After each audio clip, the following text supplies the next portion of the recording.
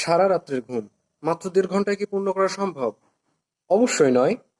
তবে তার ক্লান্তি দূর করা সম্ভব। আমরা যখনই ঘুমাই তখন আমাদের ঘুমের গভীরতা বিভিন্ন সময় ওঠানামা করে। আর এই বিষয়টাই যদি আমরা ঠিকমতো বুঝে উঠতে পারি, তাহলে ঘুম থেকে ওঠার সময় আমাদের যে আলসেমি ভাব তা আর থাকবে না। ঘুম সাধারণত 1.5 ঘন্টা বা 90 মিনিটের সাইকেল পূর্ণ করে থাকে। অর্থাৎ আমরা যদি 10টা থেকে 4টা পর্যন্ত ঘুমাই, তাহলে আমাদের পূর্ণ হচ্ছে 4টি সাইকেল। যদি আপনি 5টা পর্যন্ত ঘুমাতে চান তাহলে কি হবে? আপনি আসলে আরেকটি সাইকেলের মধ্যে ঢুকে যাবেন এবং এই পর্যায়ে আপনার ঘুম ভাঙলে আপনার আলসেমি বা ঘুম ঘুম ভাব কাটবে না। আরও 30 মিনিট বা 5টা 30 পর্যন্ত ঘুমাতে হবে।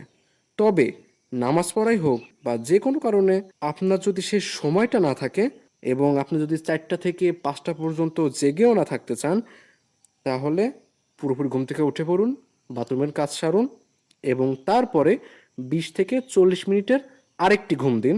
এ ব্যাপারে বিস্তারিত জানতে চাইলে কমেন্ট করুন।